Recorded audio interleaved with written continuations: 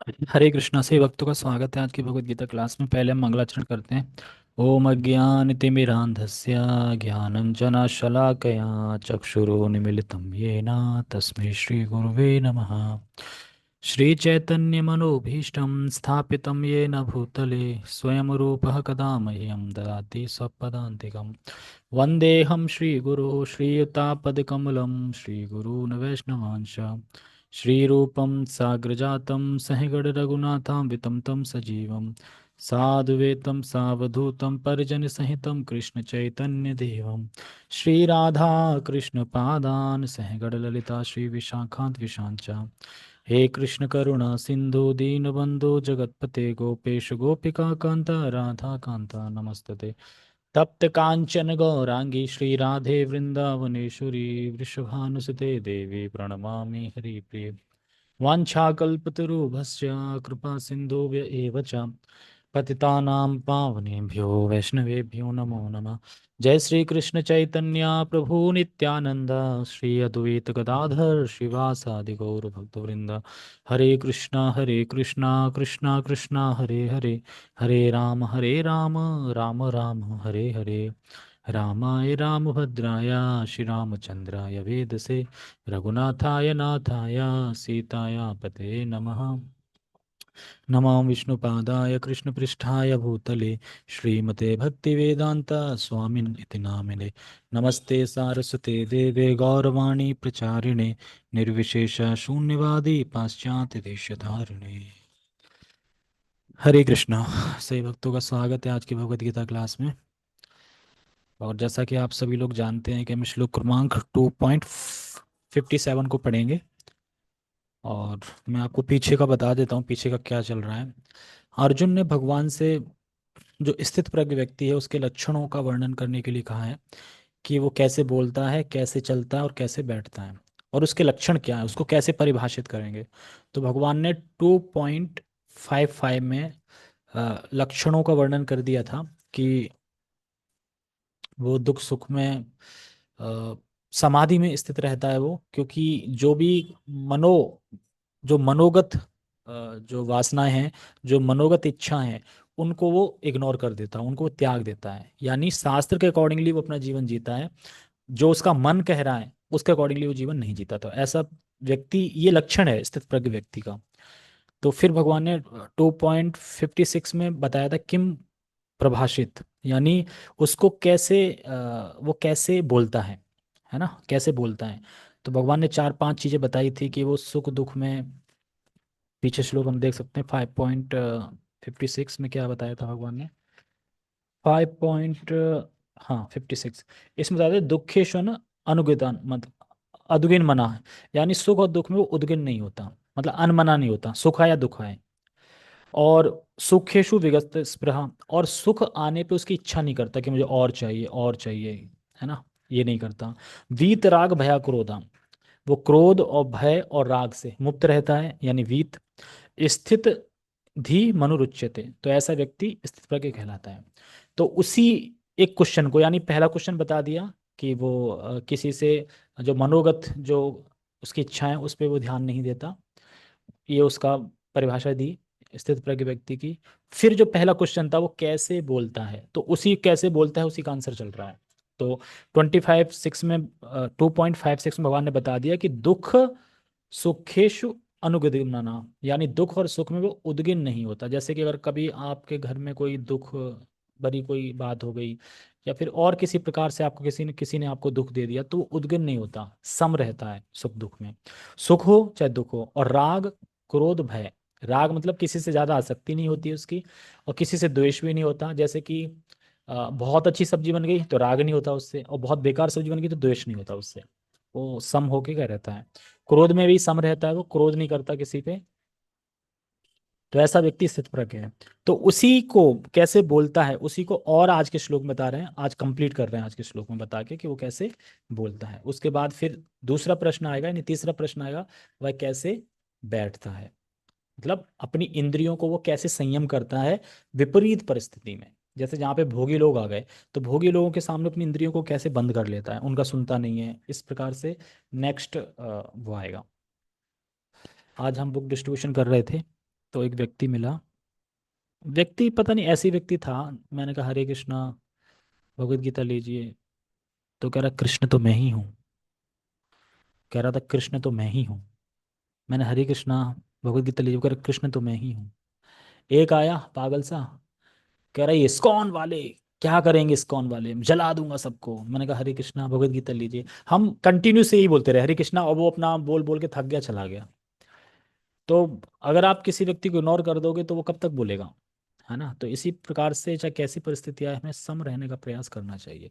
और book distribution जो सेवा है, वो इतनी अच्छी सेवा है कि उसमें सब प्रकार के लोग मिलते हैं। कुछ लोग तो अरे आप भगवत गीता को बाहर बांट रहे हो, रोड पे ले आए हो, ये कोई बात हुई। अरे जिसको लेना होगा मंदिर जाके ले लेगा। मैंने कहा इस जगत में ऐसे ऐसे आलसी बैठे हैं, मंदिर भी नहीं जाएंगे। मैंने कहा हम बाहर आके बांट रहे हैं, तब भी तो लोग ले नहीं रहे, आप कह रहे हो कि मंदिर में जाके ले लेगा जिसको लेना होगा। नहीं। जिस तरह से जगन्नाथ भगवान जब बाहर निकल सकते हैं, तो क्या भगवत गीता बाहर नहीं निकल सकती। तो डिफरेंट डिफरेंट लोग आते हैं और डिफरेंट डिफरेंट अपनी अपनी कहानियाँ सुनाते हैं या अपनी अपनी इच्छाएं व्यक्त करते हैं, लेकिन हमें उनको सबको सब में सुन के समान रह के और अपना जो सेवा है उसको करते रहना चाहिए। ठीक है, हम शुरू करते हैं। भगवत गीता यथारूप, अध्याय 2, श्लोक क्रमांक 57। तो ये इसी इसी प्रश्न को आगे कर रहा है, वो कैसे बोलता है। तो इसमें पता चल जाएगा आपको कि वो बोलता कैसे है। यः सर्वत्र अनभिस्नेह तत्प्राप्य शुभ अशुभम, नाभिनंदन्ति न द्वेष्टि तस्य प्रज्ञा प्रतिष्ठिता। यः सर्व यः सर्वत्र अनभिस्नेह तत्प्राप्य शुभ अशुभम, नाभिनंदन्ति न द्वेष्टि तस्यं प्रज्ञा प्रतिष्ठिता। बहुत इसका अच्छा अनुवाद है, क्योंकि वह कैसे बोलता है इसी को यहाँ कंटिन्यू कर रहा है। कैसे बोलता है, तो कल भी भगवान ने चार पांच बात बताई थी कि वो उद्गुण नहीं होता है, और आज भी कुछ चार पांच बातें बता रहे हैं। यह सर्वत्र का यह माने जो सर्वत्र मतलब होता है सभी जगह। कहते हैं ना, भगवान कहते हैं अहम सर्व मैं सर्वत्र मतलब मैं सभी जगह हूँ। हम सर्वत्र प्रभु, ऐसे करके श्लोक आता है। तो सर्वत्र का मतलब ही होता है सभी जगह। तो यहाँ पे कहा अने अन अनभिस्नेह, मतलब कि एक होता है स्नेह और एक होता है अनभिस्नेह, मतलब कि स्नेह नहीं होता, मतलब स्नेह से शून्य रहता है। तो यहाँ कह रहे हैं यह सर्वत्र अनभिस्नेह, यानी जो सभी स्थानों में, सारे व्यक्ति में, सभी परिस्थिति में स्नेह शून्य रहता है। एक स्नेह होता है ना, हमें किसी के प्रति एक स्नेह हो जाता है कि यार ये तो मेरा है, बड़ा हम स्नेहल हो जाते हैं। लेकिन वो स्नेह शून्य रहता है। इसका मतलब ये नहीं वो द्वेष कर रहा है, द्वेष नहीं कर रहा है, बट स्नेह से शून्य रहता है वो। उसको ज्यादा वो नहीं है सभी परिस्थिति में। यानी हर स्थान पे, हर व्यक्ति में, सभी परिस्थिति में स्नेह शून्य, यानी किसी से ज्यादा आसक्ति नहीं रहती उसकी, और किसी से ज्यादा डिटैच नहीं रहता, ज्यादा अटैच नहीं रहता किसी से, और डिटैच नहीं रहता। वो न्यूटन रहता है, सम रहता है, बराबर रहता है। जैसे कैसे, यानी अपने देह से संबंधित, हमारे देह से संबंधित कौन कौन है, हमारे परिवार है। जैसे हम अपने आप को देह मानते हैं, वैसे ही सारे रिश्ते नाते आ जाते हैं। अगर जैसे आप अपने आप को आत्मा मानेंगे तो एक ही रिश्तेदार आएंगे, वो है कृष्ण, क्योंकि वही आपके फादर हैं। लेकिन जैसे ही आप सोचोगे मैं शरीर हूं, तो बहुत सारे रिश्तेदार आ जाएंगे, बहुत सारे अपने संबंधी आ जाएंगे। तो यहाँ पे कह रहे हैं यानी अपने देह से संबंधित परिवार, कुटुंब के प्रति स्नेह। तो इससे वो क्या होता है, स्नेह शून्य होता है। यानी अपने आकर्षण के प्रति स्नेह प्रकट ना करना, कि मैं कैसे संबंधियों को कृष्ण भक्ति में लगाए डिटैच होके। यानी वो इसलिए हो सकता है कि बाहर से दिखे कि ये तो बड़ा आसक्त है, भक्त है, फिर भी आसक्त है, नहीं। वो अपनी फैमिली को, अपने परिवार वालों को देखता ही भगवान कृष्ण के अंश है, और अब मैं कैसे इनको भगवान की सेवा में लगा दूं। लेकिन वो अंदर हृदय से डिटैच रहता है, बाहर से लगता है कि अटैच है बहुत, लेकिन अंदर हृदय से डिटैच रहता है। यानी डिटैच होते हुए वो भगवान की सेवा में लगाने का प्रयास करता है। और यहाँ पे जितनी भी चीजें बताई जा रही हैं यहाँ पे कि इसने शून्य रहता है, तो याद रखना ये सिर्फ मटेरियल लोगों के लिए है। भक्तों से इसने शून्य नहीं होना है। पता चले कि आप इसने शून्य सुन लिया, अब आप सबसे इसने शून्य हो गए, भक्तों से भी बात नहीं कर रहे हैं, सबसे इसने शून्य हो गया। भाई देखो हमने पढ़ लिया भगवत गीता में, भगवान ने बोला है जो स्थित प्रज्ञ व्यक्ति है वो इसने शून्य रहता है, तो अब मुझे किसी से कोई मतलब नहीं है, मैं सबके लिए बराबर हूँ। नहीं, भक्तों से आपको स्नेह रखना चाहिए। भक्त आपस में नहीं रखते हैं, क्योंकि 6 प्रकार के जो आदान प्रदान हैं वो भक्त करते हैं, गुह्यम बातें करते हैं, कुछ गिफ्ट देते हैं, कुछ गिफ्ट लेते हैं। तो ये चीज़ें हैं, ये भक्ति रसामृत सिंधु में लिखा है जीव गोस्वामी ने।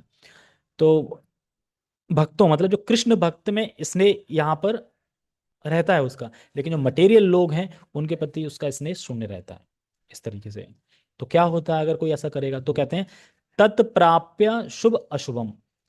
जब उसको प्राप्त, प्राप्त मतलब प्राप्त होता है, क्या प्राप्त होता है? शुभ, शुभ मतलब अच्छा, अच्छा प्रिय लगने वाला। अशुभ मतलब बेकार लगने वाला। इन दोनों में भी वो कृष्ण की सेवा करता रहता है, एज इट इज कृष्ण की सेवा करता है। ऐसा नहीं कि कृष्ण की सेवा छूट गई। जैसे कि घर में शादी आई तो कृष्ण सेवा छूट गई। अब हम शादी के बाद जब फ्री हो जाएंगे बिल्कुल, तब देखेंगे कृष्ण की सेवा, अच्छा कृष्ण भी हैं, अच्छा सेवा करनी है, अच्छा ठीक है। तो ये नहीं है। शुभ आए यानी खुशी का टाइम आया, कुछ भी शुभ मिल रहा है उसने भी, अशुभ आए उसमें भी समान रहता है, उसकी कृष्ण की सेवा एज इट इज चलती है। साधना करनी है सुबह तो साधना करनी है सुबह, इस तरीके से रहता है। तो क्या होता है, ना भी नंदनती ना द्वेष्टि, ना तो वो खुश होगा और ना किसी से द्वेष करेगा। शुभ आएगा तो ऐसा नहीं खुश हो गया बहुत, अशुभ आएगा तो ऐसा नहीं द्वेष करेगा, नहीं, वो खुश और दुख में सम रहता है। तस्यम प्रज्ञा प्रतिष्ठिता, ऐसा व्यक्ति स्थित प्रज्ञ कहलाता है। ठीक है, समझ में आया श्लोक पूरा? तो यही श्लोक बता रहा है कि वो हर परिस्थिति में, हर व्यक्ति में स्नेह शून्य रहता है, भक्तों की बात नहीं हो रही यहाँ पे, और किसी से ज़्यादा आसक्ति नहीं रखता है, डिटैच रहता है, और शुभ अशुभ फल में समान रहता है, कृष्ण की सेवा करता है, और खुश और ना खुश होगा और ज़्यादा द्वेष करता है। मतलब बहुत कुछ मिल गया तो खुश भी नहीं होता इतना, वो सोचता है भगवान ने दे दिया मुझे, लेकिन मैं इसके लायक नहीं हूँ, पता नहीं क्यों भगवान ने दे दिया, लेकिन मुझे स्वीकार करना पड़ेगा, भगवान ने दिया है। और जब द्वेष करेगा मतलब जब कोई बुरा चीज़ होती है तो वो सोचता है मेरे मेरे ही कुछ कर्मों में ऐसा लिखा होगा जो मेरे साथ हो रहा है, तो उससे द्वेष भी नहीं करता। द्वेष का मतलब ये समझ लो, कोई चीज़ आपके सामने ऐसी उपस्थित हो जाए जो आपको अच्छी नहीं लग रही है, उसी को द्वेष बोलते हैं। ये सही नहीं है, हटाओ इसको, इस तरीके से। अनुवाद। इस भौतिक जगत में जो व्यक्ति ना तो शुभ की प्राप्ति से हर्षित होता है और ना अशुभ के प्राप्त होने पर उससे घृणा करता है, वह पूर्ण ज्ञान में स्थिर होता है। वो जानता है कि शुभ अशुभ दोनों लगे रहेंगे, जिंदगी में आते रहेंगे शुभ अशुभ। बिल्ली रास्ता काट गई, अब काट गई तो काट गई, उसे जाना होगा कहीं। कभी सोचा है कि बिल्ली अगर रास्ता काट गई तो बिल्ली को जाना होगा ना कहीं, तो वो जा रही है वो। तो वो इतना शुभ अशुभ पे मतलब इतना सोचता नहीं कि जा रही होगी बिल्ली कहीं, ठीक है चलो ओके, काट गई रास्ता तो काट गई, मैं अपना चैंटिंग करता हूँ, वो अपना भगवान का नाम लेते हुए निकल जाता है। हो सकता है कि बिल्ली कहीं जा रही होगी। तो अशुभ के प्रति वो इतना ज्यादा नहीं सोचता, या कोई चीज बहुत ज्यादा शुभ हो गई हो, अच्छा ठीक है शुभ हो गई है तो ठीक है, तभी भक्ति करता है, और अशुभ हो गया तभी वो चैंटिंग करता है। यानी भक्त के जीवन में चाहे शुभ आए चाहे अशुभ आए, वो दोनों परिस्थिति में चैंटिंग करता है, हरे कृष्ण महामंत्र करता है, भगवान की सेवा करता है, वो यही करेगा। विपरीत अशुभ परिस्थिति तब भी वही करेगा, शुभ परिस्थिति तब भी वही करेगा, तो वो तो एक जैसा ही है ना, वो कहीं बदल ही नहीं रहा है। तो ऐसा ही व्यक्ति स्थित प्रज्ञ है, ये भगवान कह रहे हैं। तो स्थित प्रज्ञ इतना मतलब सरल नहीं है, लेकिन देखा जाए तो आप कर सकते हैं, तभी भगवान यहाँ बता रहे हैं। तो यानी शुभ आता है तो इतना ज्यादा नहीं सोचता, और अशुभ आता है तो घृणा भी नहीं करता। यानी ना वह शुभ से प्रेम करता है और ना अशुभ से घृणा करता है, वो इन दोनों स्थिति से परे रहता है, शुभ अशुभ की स्थिति पे। अब आप ये समझ लीजिए शुभ क्या होता है और अशुभ क्या होता है। आप लोग बताइए, शुभ मतलब क्या है? शुभ मतलब आपकी जिंदगी में क्या आना है ऐसा जो शुभ, और अशुभ मतलब क्या है कि आपकी जिंदगी में ऐसा क्या आना जो अशुभ है। तो यहाँ पे टीका में बलदेव विद्याभूषण जी टीका ने बलदेव विद्याभूषण जी ने बताया है कि शुभम अशुभम का मतलब यहाँ पे, और फिर से रिलेटेड उससे भक्तों का भी बताया है कि भक्त उस स्थिति में कैसे सम रहता है। बताइए, कोई बताना चाहेगा शुभ मतलब, शुभम मतलब क्या है और अशुभ मतलब क्या है? देखो, शुभ मतलब है रसगुल्ला मिल जाना, अशुभ मतलब रसगुल्ला ना मिलना, बस सीधा सा है। एक है मिलना और एक है ना मिलना है। आज पता नहीं, आज अभी हम प्रसाद पा के आ रहे थे बेस से, तो आज हमारे कुक ने बहुत लेट प्रसाद बनाया और हम थे एकदम, कहते हैं ना भूखे प्यासे, भूखे। अब गीता डिस्ट्रीब्यूट करके आ रहे हैं लाल किला से, तो भक्त सुबह खिचड़ी खा के गए थे, तो भूख लग रही थी बहुत। अब कुक हमारा चला गया था शॉपिंग करने के लिए, अब वो शॉपिंग से आया लेट, अब प्रसाद बना लेट, अब जैसे तैसे बना भी लेट तो वो कम पड़ गया, और वो फिर बना रहा है। तो ये सब चलता रहता है। लेकिन हमारे आदित्य प्रभु हैं एक, जो हमेशा हमारा ख्याल रखता है। वो अपने घर गए, वहाँ से एक दूध लेके आ गए, मिल्क लेके आ गए बढ़िया वाला, और केक प्रसाद लाए थे, वो सुबह ही खरीदा था। और उन्होंने कुछ पेड़ा भी खरीदा था, और वो कुछ एक अचार भी लाए थे, आंवला का अचार। उनकी मम्मी ने आंवला का अचार, मैंने फर्स्ट टाइम खाया जिंदगी में आंवला का अचार, पता नहीं कैसा था, वैसा आंवला नहीं, पीस के जैसे कि हलवा बनता है ना, हलवा पूरा, इस तरीके से आंवला का अचार था। मतलब आंवला की चटनी कह सकते हैं उसको, चटनी थी। मैंने फर्स्ट टाइम खाई है कि आंवला की चटनी भी बनती है। हमने अचार तो खाया है आंवला का, मतलब ऐसे बीच में कर देते हैं, भर देते हैं, कुछ ऐसे खा लो, मुरब्बा खाया है, लेकिन कभी चटनी नहीं खाई थी। आंवला की चटनी पहली बार खाई है। तो उनकी मम्मी बनाती रहती हैं, उनकी मम्मी को बहुत कुछ आता है बताना। वो तो ऐसे ऐसे डिश बना सकती हैं एकादशी के दिन कि आप खा भी ना पाओगे। तो वो एक्चुअली राधा रानी वाली सेवा करती हैं, क्योंकि राधा रानी की सेवा है कृष्ण को खिलाना, और वो भी खिलाती हैं कृष्ण को। ठीक है, तो कोई बता नहीं रहा, मैं ही बता देता हूँ। शुभम का मतलब है किसी अच्छा भोजन मिल जाना, या कोई आपको माला पहना दे, या आपको कोई चंदन लगा दे। ये सब प्राप्त करके वो हर्षित नहीं होता। आज तो मुझे देखो माला पहनाई है प्रभु जी ने, तो हर्षित हो गया। नहीं, आज तो मुझे देखो कितना अच्छा भोजन मिल गया, एक माता जी आई थी टिफिन लगा के, क्या भोजन दे के चली गई मुझे, आहा, आनंद आ गया। ऐसा नहीं होता। या फिर या फिर कह सकते हैं, हाँ, और या फिर कुछ चंदन वगैरह कोई लगा दे, ऐसे करके चंदन लगा दे, तो उस पर इतना हर्षित नहीं होता। सम रहता है। अशुभम का मतलब है अर्थात अपमान कर देना, किसी कोई अपमान कर दे उसका, या इतना अपमान कर दे कि डंडे से पिटाई कर दे। तो कोई अपमान कर दे, डंडे इत्यादि से मारे जाने पर भी उसे, उस द्रोही के प्रति द्वेष नहीं दिखाता। मान लो कोई आपको डंडा दे रहा है, आप अपमान कर रहा है, फिर भी आप उसके प्रति द्वेष नहीं दिखा रहे हैं, इसको बोलते हैं अशुभम। शुभम मतलब अच्छा भोजन मिल जाए, माला पहना दे, तो हर्षित नहीं होता। और अशुभम का मतलब है कि आपको कोई अपमान कर दे, आपको डंडों से पीट दे, आपको मारने का प्रयास करे, द्रोह कर दे आपके ऊपर, फिर भी आप उसके प्रति द्वेष नहीं करते। अब आप लोग मुझे श्रीमद् भागवतम से या फिर कहीं से भी ऐसे बताइए कि कोई भक्त हो जिन्होंने ये किया है, सामने दिखता है कि हाँ उनका अपमान भी हुआ, डंडा भी पड़े, सब पड़े, फिर भी उन्होंने द्वेष नहीं दिखाया सामने वाले को। ऐसा कोई एग्जाम्पल या ऐसा कोई आपको भागवतम से या कहीं और से याद आता है? अभिषेक प्रभु, यस। हरे कृष्णा। मुझे आवाज नहीं आ रही शायद आपकी। चैतन्य महाप्रभु की लीला से है वो, एक सेकंड, हरिदास ठाकुर जी का। एक मिनट, आवाज ही नहीं आ रही मुझे। हाँ, हरे कृष्णा। गलती हो गई, गलती। अब आ रही है? मैं अभी तक जो बात कर रहा था माइक से तो आवाज आ ही नहीं रही थी। हाँ, अब बोलना। हरे कृष्णा। हाँ, अब आ रही है, बोलिए। हाँ, तो वो चैतन्य महाप्रभु की लीला में हरिदास ठाकुर जी को कोड़े पड़ते हैं ना, उसके बाद भी हाँ, वो नहीं करते, उनके प्रति घृणा नहीं करते। हाँ, और क्या कहते हैं, जब वो कहते हैं कि प्लीज आप मर जाइए, वरना तो वो काजी है ना, मुझे नहीं छोड़ेगा वो, नवाब हुसैन जो भी है। तो कहते अच्छा ऐसी बात है, ठीक है तो मैं मर जाता हूँ। मतलब वो उनके प्रति दया थी। वो कोड़े से पीट रहे हैं, मार रहे हैं, घसीट रहे हैं, और फिर भी हरिदास ठाकुर जी क्या सोच रहे हैं, उससे बिल्कुल द्वेष नहीं कर रहे हैं। और कोई, और बहुत सारे एग्जाम्पल है अपने भागवतम से, अपने ग्रंथों से। किसी को और याद आ रहा है कुछ?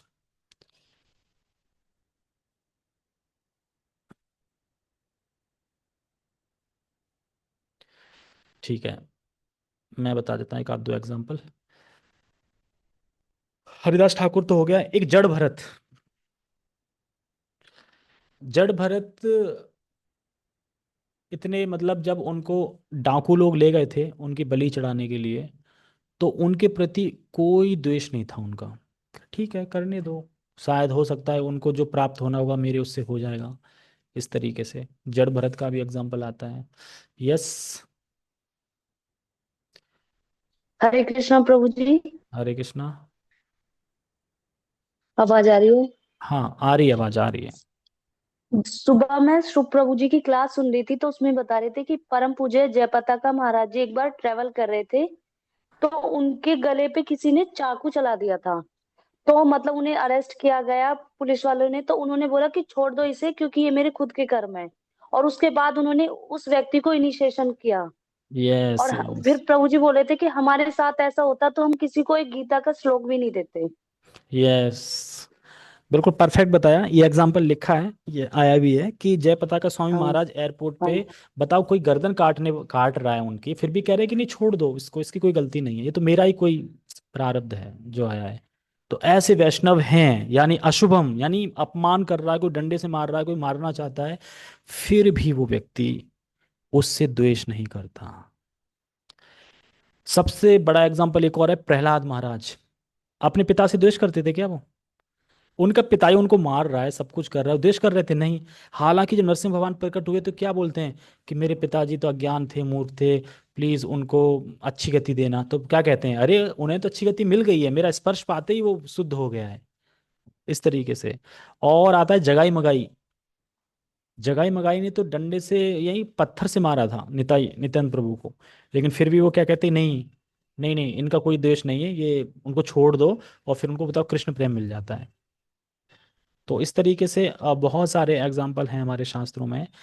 ऐसा नहीं है कि किसी व्यक्ति का शुभम, किसी ने अपान का डंडा कर बोले देखो मैं तुम्हें शाप दे के पापित कर दूंगा, पापिष्ट कर दूंगा, अच्छा होगा तुम मर जाओ, ऐसा कोई शाप नहीं देता किसी को। तो जो ऐसा करता है, तो ऐसे बोलता है, इसी को बोल रहे हैं कि स्थिति प्रज्ञ व्यक्ति कैसे बोलता है। अब आपको समझ में आया कि बोलने का मतलब क्या है। अशुभम आता है तो कैसे बोलता है, शुभम आता है तो कैसे बोलता है, ये बोलने के ऊपर चल रहा है। तो एक स्थित प्रज्ञ व्यक्ति, एक भगवान का भक्त ऐसे बोलता है। अब आप अपने ऊपर ले लीजिए कि क्या आपके अंदर क्वालिटी है। 100% तो किसी के अंदर नहीं है। क्या आपके पास 5% है? 5% तो होगी, इतना तो द्वेष नहीं रहता होगा कि तुरंत तलवार निकाल लेते हो, छोड़ूंगा नहीं आज। हमारे अंदर बिल्कुल भी नहीं है, क्योंकि हम भगवत गीता बांटते हैं, कोई बोल के जाता है ना अरे बिजनेस कर रहे हैं, तो हमारे अंदर तुरंत उसके लिए गलत भावना आ जाती है, तो आए बड़े तो मतलब बोलते नहीं हैं हम, लेकिन अंदर तो आ ही जाता है।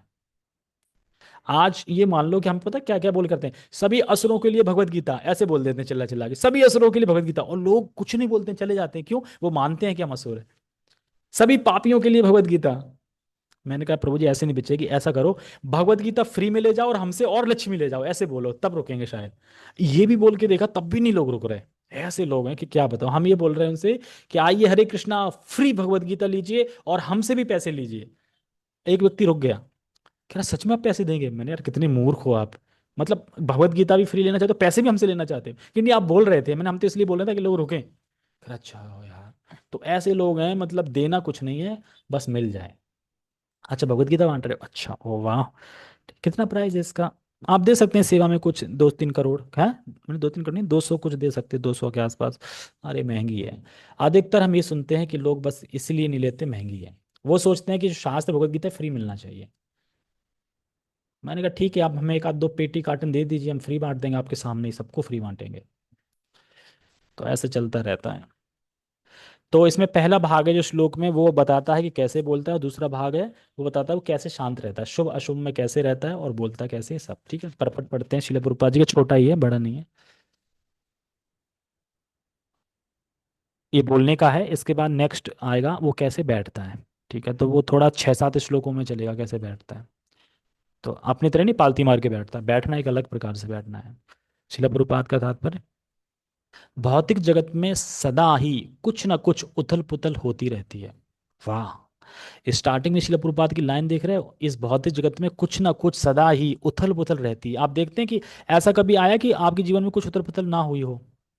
हर किसी की लाइफ में हर दिन कुछ ना कुछ तो होता ही रहता है, ऊपर नीचे। कभी हो सकता है सर में दर्द हो गया, कभी हो सकता है कि कहीं कुछ हो गया, कभी हो सकता है कट लग गई कहीं, कभी हो सकता है किसी ने कुछ बोल दिया। कुछ ना कुछ होता ही रहता है, उथल पुथल बनी रहती है इस जगत में। तो कह रहे हैं उथल पुथल रहती है, उसका परिणाम अच्छा हो या बुरा। हो सकता है उथल ऐसी हुई कि अच्छा परिणाम हो गया, ऐसी उथल हुई कि बुरा हो गया, लेकिन अच्छा बुरा चाहे कुछ भी हो, पर उथल पुथल चलती रहेगी। यानी इस जगत में हमेशा डिस्टर्बिंग स्थिति रहती है।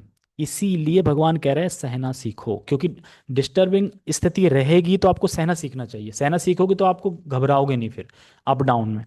तो इसीलिए कहते हैं कि ये भौतिक जगत है, आदि भौतिक, आदि दैविक, आदि आत्मिक, ये तीन कलेश हैं जो चलते रहेंगे, और तीन आपदाएं आती रहेंगी, तो हमेशा यहाँ पे डिस्टर्बिंग रहेगा स्थिति। तो इसीलिए आपको सहन करना चाहिए। अगर आप सहन करने की आदत डाल लेंगे तो फिर आपको कोई फर्क नहीं पड़ेगा, और एक भक्त ही सहन करने की आदत को डाल सकता है। जो ऐसी उथल पुथल से विचलित नहीं होता, यानी जो अच्छे यानी शुभ, या बुरे यानी अशुभ। यानी दोनों स्थिति, देखो आपके जीवन में हमेशा दो स्थिति आएंगी, या तो आप शुभ होगा या अशुभ होगा। या तो कोई चीज़ आपको आपको अच्छी लगेगी, सम्मान करेगा कोई, या आपका सम्मान नहीं करेगा कोई। ये दो चीजें ही आती रहेंगी, शुभ अशुभ, शुभ अशुभ, शुभ अशुभ। इससे आपको अप्रभावित रहना है, इससे आपको प्रभावित नहीं होना है। यही एक स्थित प्रज्ञ व्यक्ति के लक्षण है। इसी प्रकार से वो बोलता है। वॉइस ब्रेक हो रही है प्लस वीडियो भी। हाँ ये बेस है ना, वाईफाई नहीं है। हो सकता है आपका नेट स्लो होगा, ऐसा भी हो सकता है। हो रही है मेरी आवाज़ ब्रेक हो रही है क्या? नहीं हो रही तो माता जी शायद आपका नेट स्लो होगा। फिर भी मेरा फ़ोन से है तो हो सकता है कुछ हो रहा हो।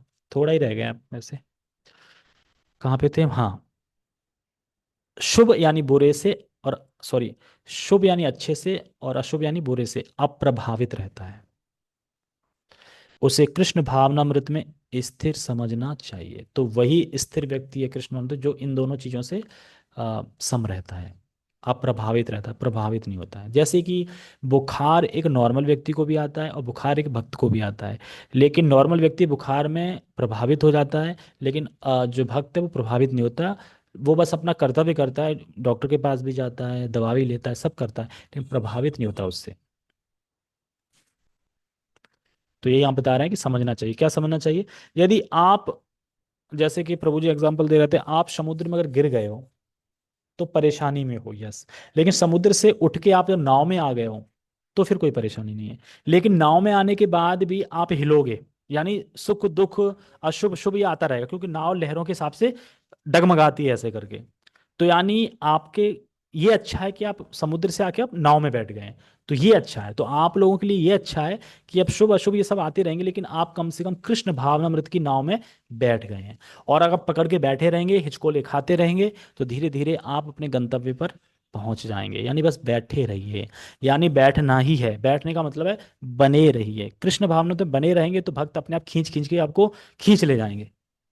लेकिन अगर आप सोचो कि छोड़ो यार, वही जिंदगी अच्छी थी, चाट पकौड़े खाते थे बाहर, दोस्तों से मिलते थे, सिनेमा घर जाते थे, कितनी अवेंजर्स मूवी के पार्ट निकल गए नए नए, कब से नहीं देख पाए। पहले एक अवेंजर्स के पार्ट की वेट करते थे, कौन सी अवेंजर्स आ गई, 2 3 4, स्पाइडरमैन कौन सी आ गई, 2 3 4, अब कुछ नहीं देख पा रहे हैं। स्टील मैन, पता नहीं कौन कौन सी हॉलीवुड की मूवी पहले देखते थे, मैं भी देखता था पहले। तो अब तो कुछ नहीं देख पा रहे हैं। इससे छोड़ो यार, उसी में फिर जाते हैं। नहीं, कृष्ण भावना तुम बने रहिए, आप धीरे धीरे द्वंद्वों से मुक्त होके चले जाएंगे।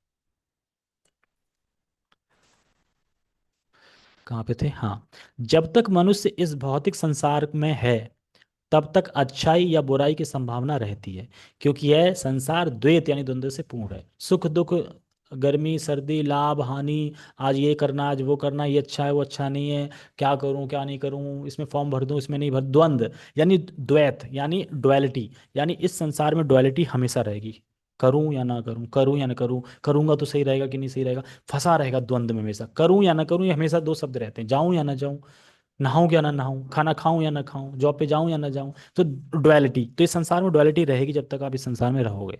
और डुअलिटी को खत्म करना है तो आप जब भगवत धाम पहुंच जाओगे, यद गत्वा न निवर्तन्ते तद धाम परमम, जब ऐसे धाम में पहुंच जाओगे, फिर आपको ये डुअलिटी से संघर्ष नहीं करना पड़ेगा। वहाँ कोई डुअलिटी, वहाँ पे इक्वलिटी है, कृष्ण भगवान है, हम सेवक हैं, बस और कुछ नहीं है।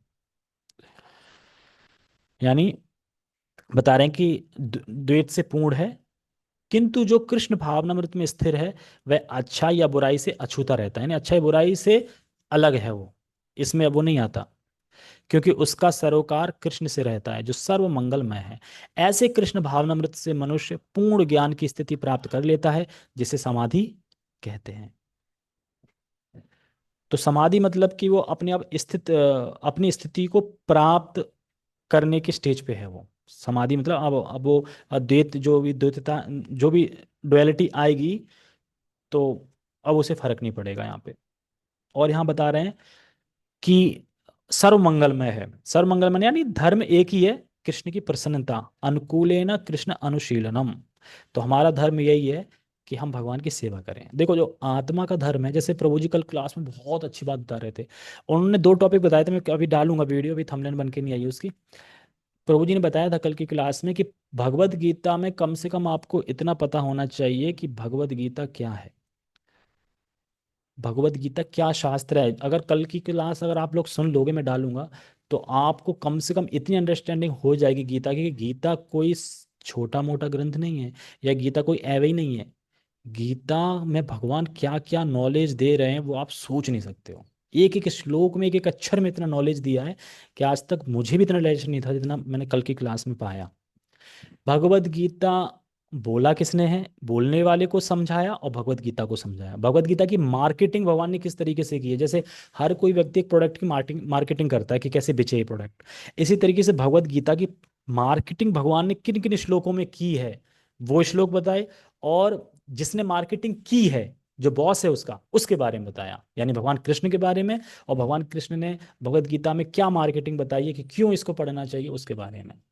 वो अब मैं क्लास जब डालूंगा तो आप सब लोग, मेरी रिक्वेस्ट आप सब लोग उसको सुनना। ज़्यादा बड़ा क्लास नहीं है, 50 मिनट के आसपास होगा, लेकिन इतना इंटरेस्टिंग है कि आपको पूरा देखने का मन करेगा ही करेगा, क्योंकि प्रभु जी इज़ लाइक हिज ग्रेस अमोघ लीला प्रभु जी, ठीक है। तो हिज ग्रेस अमोघ लीला प्रभु जी जैसे आप सुनते हैं तो मन नहीं करता कि नहीं स्किप कर दूं, बंद कर दूं, सुन लेते हैं पूरी, क्योंकि बताते इस तरीके से। ऐसे हमारे प्रभु जी हैं, वो बताते इस तरीके से हैं कि आप सुनने होगी। जैसे मैंने एक शॉर्ट वीडियो डाली थी अभी उनकी, छोटा सा डाला था उसमें 1 मिनट का, जिसमें बच्चे के पीछे बता रहे थे, तो बहुत फनी था वो। ऐसी पूरी वीडियो ही फनी है, लेकिन बहुत अच्छे से बताई है उन्होंने। ठीक है। हरे कृष्णा। जगत गुरु शिल प्रभुपाद की जय। श्रीमद् भगवत गीता की जय। निताय निताय गौर प्रेमानंदे। हरि हरि बोल। हरे कृष्णा।